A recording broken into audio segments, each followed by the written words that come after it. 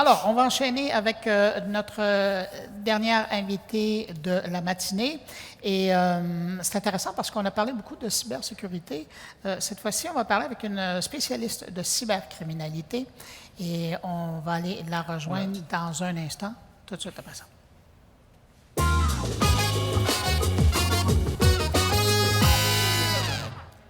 Émeline Manson, bonjour. Bonjour, très heureuse d'être avec vous aujourd'hui. Bien, merci d'avoir accepté l'invitation.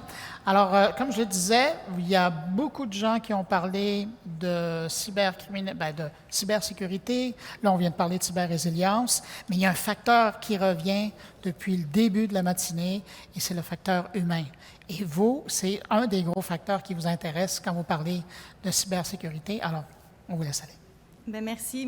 Sincèrement, très, très excitée d'être parmi vous aujourd'hui, d'être là aujourd'hui, très, très excitée à mon niveau. Donc, Émeline Manson, moi, ce que je veux, c'est former des entreprises pour repousser les fraudeurs, repousser les pirates informatiques loin des entreprises. Et j'imagine que si je clique ici, voilà.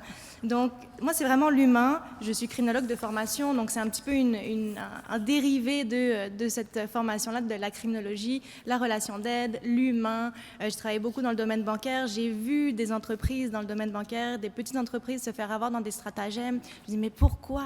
Pourquoi est-ce que l'humain se fait prendre dans ce type de stratagème-là? Donc, en tant qu'ancienne intervenante psychosociale, pour moi, l'aspect humain est très important et c'est ce que je décide de mettre de l'avant. Donc, je voulais aborder avec vous quelques petites choses aujourd'hui. Pourquoi ça nous concerne? Je pense que c'est des choses qui reviennent quand même beaucoup depuis ce matin. Pourquoi ça nous concerne, nous, à notre niveau? Comment ils font ça, les cybercriminels? Moi, je dis souvent que les cybercriminels, ce sont eux aussi des entrepreneurs, eux aussi ils roulent une business, eux aussi durant le Covid ils ont dû se réinventer, être créatifs pour faire face à tout ça. Donc comment est-ce qu'ils font ça? Puis j'ai envie d'amener une notion qui a rien, j'avais un chercheur juste avant moi à cette place, donc qui n'a rien de scientifique cette approche, mais l'hameçonnage 3.0 en fait, l'évolution de l'hameçonnage que j'ai personnellement vu dans le temps, puis les nouveaux stratagèmes qu'on a en place en ce moment, c'est un petit peu ce que je veux aborder. Donc, pourquoi ça nous concerne? Pourquoi ça nous concerne finalement? Parce que je suis convaincue que parmi ceux qui nous écoutent aujourd'hui, parmi vous qui êtes ici aujourd'hui, personne ne veut être le déclencheur d'une attaque, d'une cyberattaque. Personne ne veut être cette personne qui va probablement communiquer avec les clients puis leur dire que vous êtes peut-être à risque de fraude, de vol d'identité, parce que chez nous, il s'est passé quelque chose. Donc, et puis parce que ça n'arrive pas qu'aux autres aussi. Si on regarde, Statistique Canada nous sort une statistique un peu plus vieille, 2019, mais qui nous dit que 21% des entreprises déclarent avoir été touchées par une cyberattaque. Quand on regarde ça, 21%, c'est une entreprise sur 5. Quand on regarde ça, on se dit, c'est pas si pire finalement. C'est pas si pire. Mais moi, ce qui m'inquiète beaucoup à mon niveau, c'est de voir que la plupart des entreprises continuent de ne pas déclarer à la police. Pourquoi? Retombées réputationnelles, bien souvent. C'est souvent ce qui ressort. Donc, la plupart ne signalent pas à la police, ce qui fait en sorte que ce chiffre-là, 21%, une entreprise sur 5, à quoi est-ce qu'il ressemblerait pour vrai? Et justement, mes étudiants à Polytechnique, dans le cadre du certificat en cyberenquête, je leur parle de cette notion de chiffre noir, ce fait que le crime, il a existé, le crime, il est survenu pour vrai, mais il n'apparaît pas dans les statistiques. Donc, il est là pareil. L'ingénierie sociale. Donc, comment est-ce qu'ils font ça? Je vous disais tout à l'heure que les entrepreneurs, les cybercriminels sont eux-mêmes des entrepreneurs. Il faut qu'ils s'adaptent à leur propre marché. Et comment est-ce qu'ils font ça? Je vais aborder un petit peu plus les émotions humaines, parce qu'on est des humains, on a tous des émotions. Et puis, souvent, on se fait prendre au jeu par nos propres émotions aussi. Donc, comment est-ce qu'on fait ça? Et puis, pour être en mesure de répondre à quelque chose, il faut être en mesure de l'identifier déjà en partant. Donc, c'est ça mon idée aujourd'hui. Et qu'est-ce que c'est que l'ingénierie sociale? Ce grand mot qui est devenu beaucoup à la mode dernièrement, l'ingénierie sociale, ça va être des techniques de manipulation. Et l'élément clé, ça va être beaucoup la confiance. On met la personne en confiance. Puis là, je sais que ce que je vous amène dans les prochaines secondes, c'est vu et du revu, mais c'est toujours important de ramener à c'est quoi l'émotion? Quelle est l'émotion finalement qui est suscitée à un moment opportun? Puis elle, la victime, elle pense bien faire. Elle pense pas, elle veut pas nécessairement être complice là-dedans. Elle pense bien faire et elle veut bien faire. Elle veut aider, elle veut... Donc, c'est ça à ce niveau-là. Et toujours, on a le sentiment d'urgence. Il faut agir, il faut réagir à quelque chose, il faut cliquer quelque part, communiquer de l'information. Donc, il suffit d'un moment d'inattention, de ce sentiment d'urgence-là qui est suscité, et nous voilà avec une porte ouverte. Donc, il suffit de mettre le doigt sur la bonne émotion, et pour ça, je vais vous raconter une petite anecdote très personnelle, mais j'étais en Europe cet été, j'étais en France, et la famille où est-ce qu'on était hébergés, on s'est fait cambrioler. Bon, c'est jamais le fun à vivre, un cambriolage, donc là, plus d'ordinateur, plus de téléphone, plus de tout ça. Bref, mon conjoint avait un Mac, parce qu'on ne va pas l'appeler au passé, avait un Mac, il a fait tout ce qu'il faut au niveau de désactiver, OK. 2-3 semaines plus tard, il reçoit un courriel d'Apple disant « Nous avons géolocalisé votre appareil. » Qu'est-ce que vous pensez qu'il a fait? Il a cliqué. Est-ce que c'était un lien d'hameçonnage? Oui. Donc, bon, rien de bien méchant à ce niveau-là, mais quand même, donc, il suffit de mettre le doigt sur la bonne émotion. Et à ce moment-là, nous voilà partis dans un stratagème, nous voilà partis dans un cheminement de plein de péripéties qui est très aventuresque. Mais moi, ce que je veux aborder avec vous, c'est ces 4 émotions. Donc, 4 émotions qui sont exploitées souvent. Il y en a d'autres, il y en a vraiment plusieurs, mais c'est celle que je voudrais regarder avec vous aujourd'hui. La première, la cupidité. La cupidité, l'appât du gain. Et on va penser un petit peu au concours. Je vais montrer une diapo tout de suite après, mais c'est trop beau pour être vrai? Est-ce que j'ai participé à un concours? Il y a quelque chose qui nous donne envie de cliquer, que je vais peut-être passer à côté de quelque chose si je ne clique pas à cet endroit-là. Donc, l'appât du gain, puis ici, typiquement, bon, là, c'est peut-être un petit peu petit pour vous qui êtes ici, mais valider une inscription et tenter de remporter un van aménagé. Là, qu'est-ce qui arrive? Je mets mes informations, puis je fais juste transmettre toute l'information aux personnes derrière ce site web-là. Donc, c'est une belle mine d'or d'informations que j'offre gratuitement. Tout ça parce qu'il y a cette émotion de dire peut-être que je vais passer à côté de quelque chose, peut-être que je vais le gagner. Bref, donc c'est ça l'idée avec la cupidité. La curiosité. La curiosité, très intéressant. Vous avez déjà probablement vu tourner dernièrement sur Messenger, d'ailleurs, donc sur la messagerie de Facebook, cette vidéo. Une vidéo qu'on nous demande, est-ce que c'est vous sur cette vidéo? Donc là, c'est la curiosité, puis là, on clique, puis là, après, voilà, on part dans la Terre explose.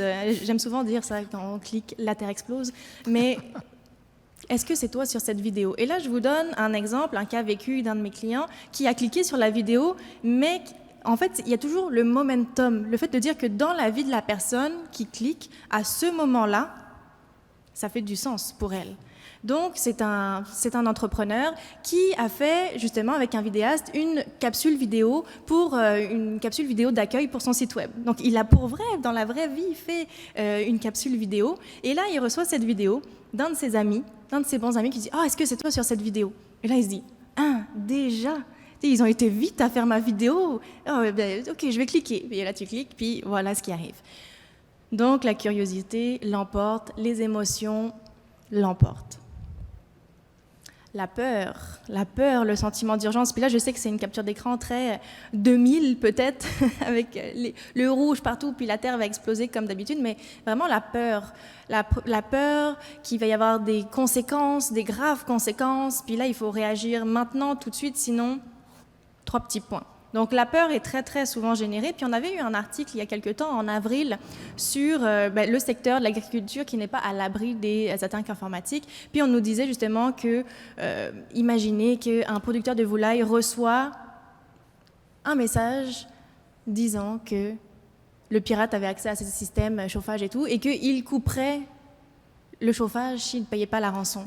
Là, c'est de la peur aussi. Imaginez-vous, mettez-vous dans la peau de cette personne qui reçoit ce message. Vrai, pas vrai, la question n'est pas là aujourd'hui. La question est de se dire, je reçois ça, ou même, imaginez, on kidnappe votre enfant. On kidnappe votre enfant, puis on vous dit, si vous ne payez pas la rançon, voilà. C'est un peu comme dans les films, c'est ça qui se passe. Puis dans la vraie vie, c'est ça qui se passe aussi dès qu'on est relié à ces émotions-là, à la peur, principalement. Je pense que c'est très, très présent. Et puis, notre dernière, qui est la serviabilité.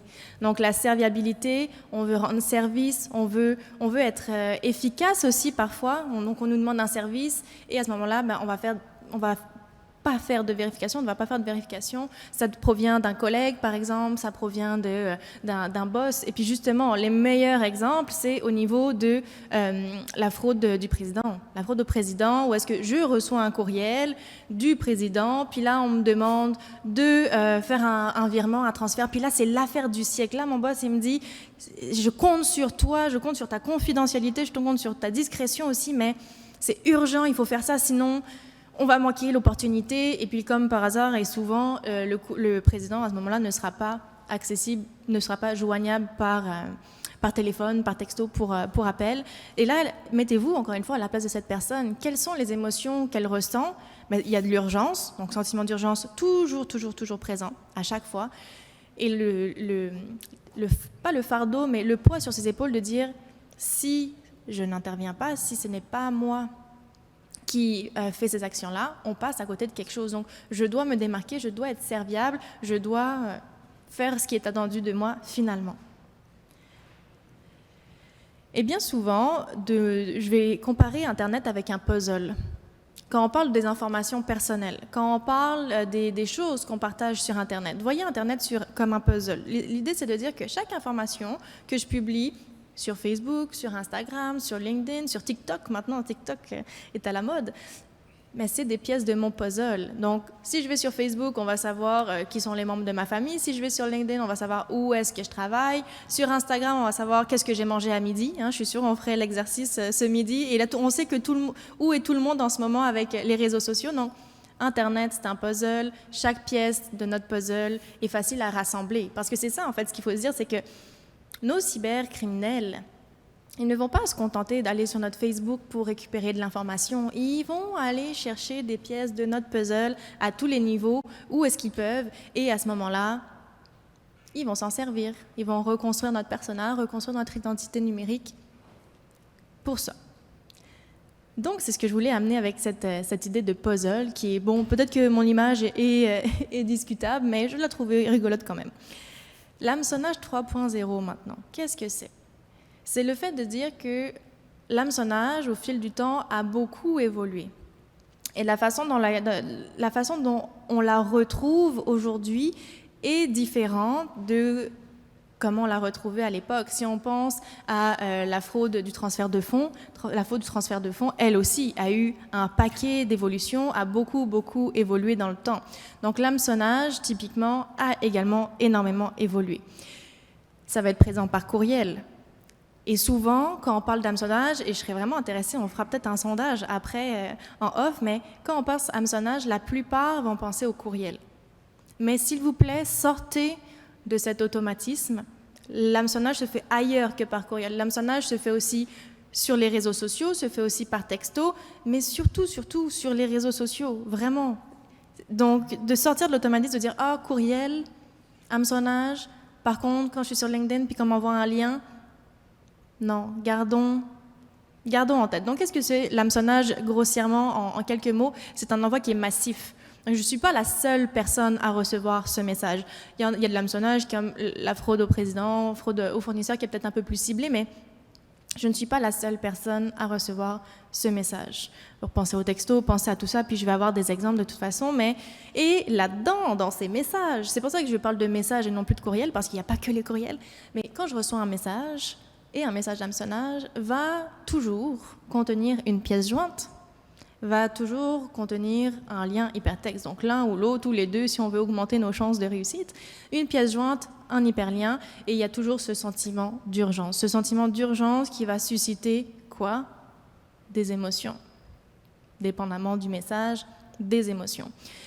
Qu'est-ce qui arrive si je clique sur la pièce jointe? Il pourrait y avoir un fichier exécutable, je pourrais avoir quelque chose qui s'installe automatiquement sur mon ordinateur, donc je simplifie pour la compréhension. Et si je clique sur un lien, là pareil, un lien pourrait déclencher automatiquement le téléchargement de quelque chose sur mon ordinateur, sur mon appareil, ou bien me renvoyer vers un site web qui a l'air inoffensif, mais qui au final, comme notre concours avec le VAN tout à l'heure, nous demande de l'information pour récupérer des pièces de notre puzzle. Donc c'est à ça que ça ressemble. Puis là, voilà, version basique, version 1.0 de l'hameçonnage, c'était ce bon vieux courriel. On en reçoit même encore aujourd'hui, mais c'est un petit peu désuet. Et vos informations de paiement doivent être mises à jour, mettre le compte à jour. Puis là, aujourd'hui, on arrive à, quand on regarde le destinataire, à se dire « il y a quelque chose de bizarre. Peut-être que je ne vais pas cliquer sur le lien, peut-être que je vais plutôt aller... là, je sais plus qui est le fournisseur, mais bref, aller directement sur mon compte Vidéotron, aller directement sur mon compte TD, plutôt que de cliquer sur le lien. Donc ça, c'est pour moi une version 1.0, et je suis 0.0 dans le jugement quand je dis ça, parce que ça existe encore, mais il y a beaucoup de choses qui ont évolué.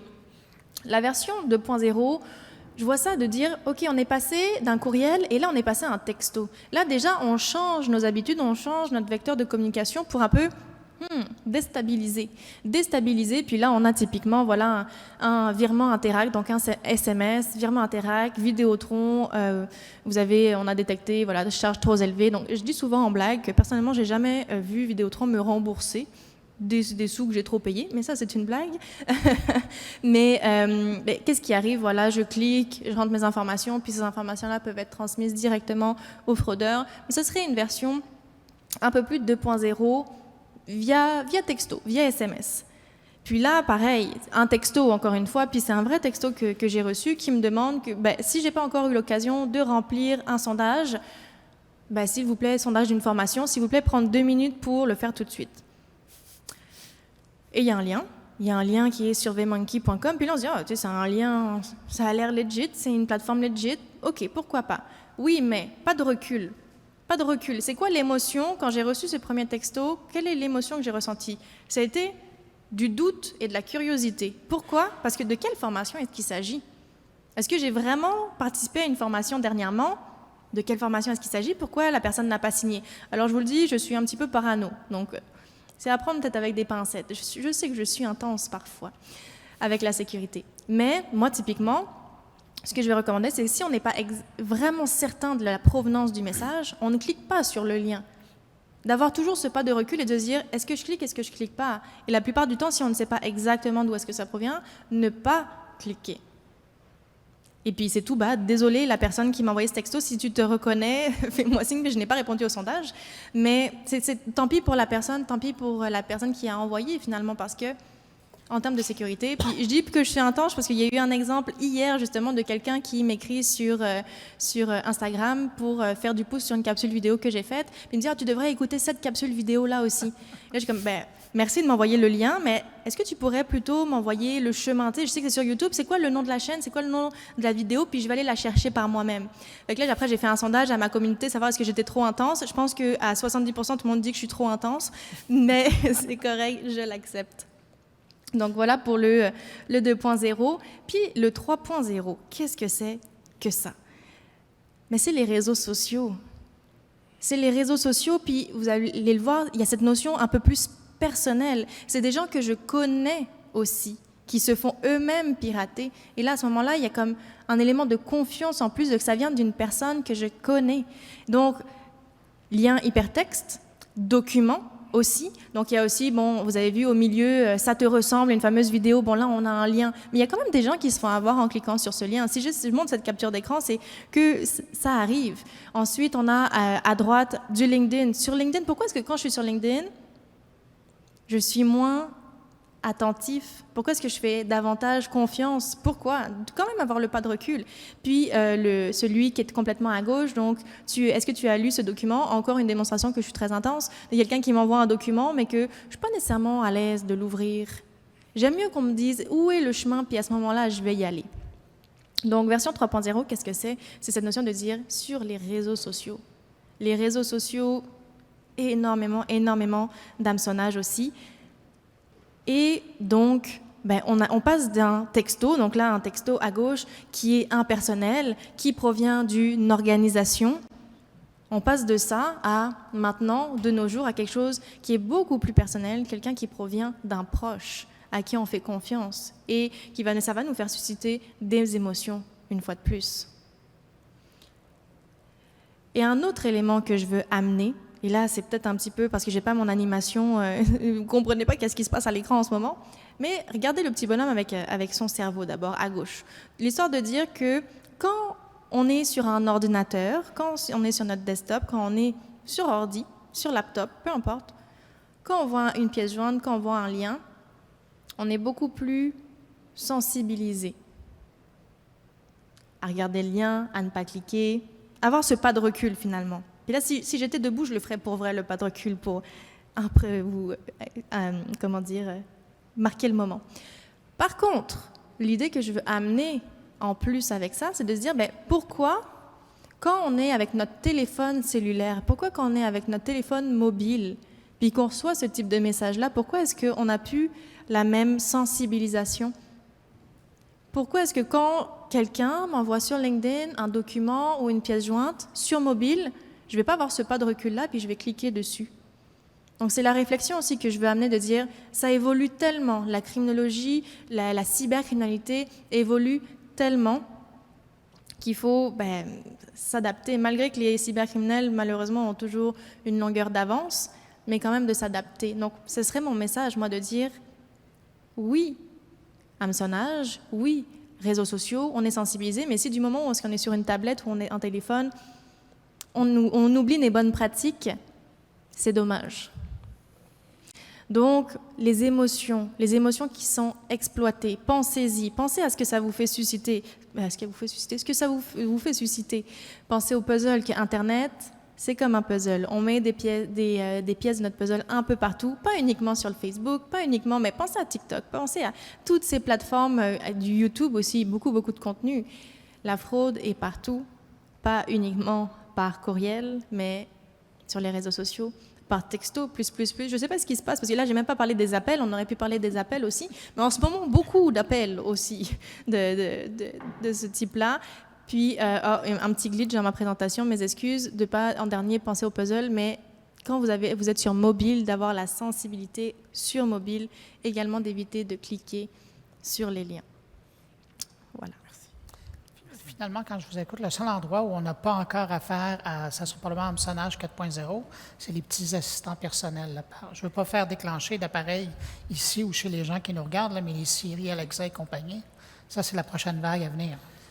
Il y a des enjeux au niveau de la protection des données personnelles là aussi, puis donc il y aurait beaucoup de choses à dire probablement, mais qui sait, il y en a des... C'est quand, exemple, avec tout ce qui est les babyphones, donc je ne sais pas comment on dit en québécois, les babyphones, mais bref, ces petits appareils qu'on met dans la chambre de nos bébés pour les entendre, pour les voir. Mais là, ça, on l'a vu que ces objets connectés-là, on était en mesure de les pirater, de rentrer dedans, puis que là, des personnes mal intentionnées étaient en mesure de communiquer avec nos enfants.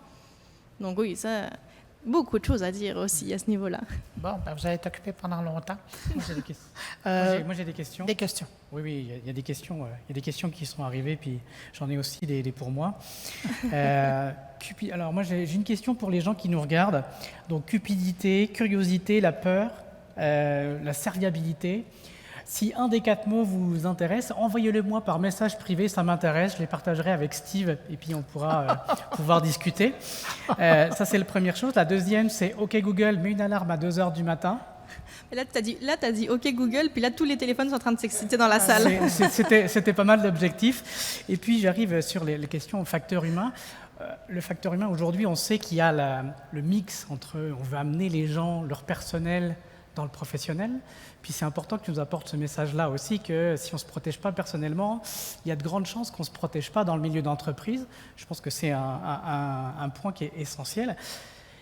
Et du coup, tu parlais de LinkedIn qui te permet de dire « Ok, je suis sécurisé parce que c'est professionnel », alors que ça ne l'est pas finalement. Est-ce que tu aurais encore à faire du pouce sur cet élément-là, personnel, professionnel ? Mais c'est un excellent point ce que tu amènes, parce que oui, effectivement, de mon côté, dans mon T2D, c'est de la formation aux entreprises que j'offre. Donc, et puis, ce que je dis à mon dirigeant, à la personne avec qui je parle, c'est de dire, il faut que tu leur parles, il faut que ça vienne de l'intérieur aussi de tes employés, il faut que ce soit intrinsèque à eux, cette notion de sécurité-là, parce que, et justement, j'ai eu la question dernièrement à dire, est-ce qu'on peut obliger le double facteur d'authentification ? On peut tout faire. Est-ce que c'est la meilleure stratégie ? Peut-être pas nécessairement. Donc, d'aller former, d'aller accompagner et vraiment par cette approche de dire, dans ta vie personnelle, ça va te servir pareil. La gestion de tes mots de passe, là, tu en as plein des mots de passe personnels. Puis tes enfants vont en avoir des mots de passe. Donc, vraiment d'aller parler aux gens. Puis chacun a une motivation différente, puis c'est vraiment parfait comme ça, mais juste d'utiliser les bons mots à la bonne personne pour lui dire voici pourquoi c'est important, puis voici ce que tu peux en retirer, parce qu'on est beaucoup d'entrepreneurs à toujours se poser cette question, what's in it for me? Qu'est-ce que ça m'apporte à moi? Mais l'employé aussi se pose la question, qu'est-ce que ça m'apporte de t'aider à... Donc, de changer le discours puis de dire, ben voici pourquoi c'est important de te protéger aussi au passage. Moi, j'avais encore une autre question. On parlait avec Benoît tout à l'heure, qui était, on fait des simulations, puis on ne veut pas punir les gens qui ont mal cliqué, parce que c'est sûr de dire, t'as cliqué, t'es le mauvais. Comment est-ce qu'on apporte cette sensibilisation-là, parce que ça peut arriver à tout le monde du mauvais clic, là. Comment est-ce que toi, tu abordes ce sujet-là pour éduquer sans punir? Ben, c'est justement avec le renforcement positif, au lieu de toujours punir le comportement négatif, au même titre qu'avec les enfants finalement, de mettre de l'avant, de bonifier des bons comportements, des bonnes habitudes. Ça pourrait être aussi bête qu'on a eu une campagne d'hameçonnage à l'interne, donc une campagne d'hameçonnage, puis les personnes qui n'ont pas cliqué, de les récompenser, de faire un petit quelque chose, donc d'être vraiment plus dans le renforcement positif que toujours voir le négatif. Puis au lieu de dire, puis de changer notre façon de dire les choses, au lieu de dire ne fais pas, dire plutôt fais. Et puis c'est pas dans l'ordre et dans la direction, mais le cerveau a du mal avec la négation, donc évitons de faire de la négation, puis essayons d'être un peu plus dans le positivisme, et généralement c'est beaucoup mieux intégré. Je rappelle qu'on est dans le mois de la cybersensibilisation, donc c'est vrai que ce sont des bons éléments pour éduquer. Et je pense que moi aussi j'ai une mauvaise pratique, c'est souvent qu'on tape sur les doigts des gens qui ont cliqué ou des gens qui ont fait le mauvais mot de passe, on ne récompense pas la majorité qui n'est pas tombée dans le piège. Je pense que c'est un bon conseil aussi qu'on peut appliquer. Le renforcement positif. Moi, je tiens à apporter, je ne l'ai pas dit, j'aurais dû le faire au début. Vous produisez présentement sur votre compte LinkedIn, et je le dis au bénéfice des gens qui nous suivent en ligne et aussi des gens qui sont ici sur place. Vous produisez donc, je pense que c'est même le deuxième volet d'une série de vignettes que vous faites sur les mythes de la cybersécurité. Et j'invite les gens plus tard, après-demain, parce que demain, ils vont être occupés dans des activités ici, mais jeudi, vendredi ou plus tard, même la semaine prochaine, il y en aura un nouveau, de regarder les vignettes que vous faites. C'est des vignettes quotidiennes, si je ne me trompe pas, et qui permettent donc de déboulonner des mythes de cybersécurité. C'est fort intéressant. Moi, je me suis fait prendre au jeu et je regarde vos vignettes et on en apprend toujours. Donc, écoutez, juste avant de se quitter, je pense que Dominique a une carte à vous remettre. Oui, évidemment. J'ai une petite carte, une carte spéciale, une carte Envoydon. Avoydon. Je l'ai bien dit ou pas? Je vois Steve qui rigole. Donc, ça s'en vient. Une dernière fois. Avoydon. Oh, oui. C'est correct. Nous avons des devoirs à faire. Une main de fer dans un gant de velours, Emeline. Merci, Emeline, de remettre en place sur des essentiels puis de tenir ton message, parce que c'est éducatif, renforcement positif. Sans un socle solide, on ne peut pas bâtir sereinement. Sécuriser, c'est essentiel pour assurer notre croissance. Merci beaucoup, Emeline, pour ton temps aujourd'hui. Merci beaucoup.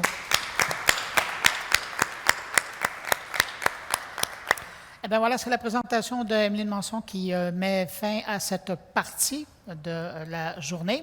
Je vais vous donner rendez-vous dans off environ 1 heure, donc à 13h15, on va reprendre les activités, les présentations.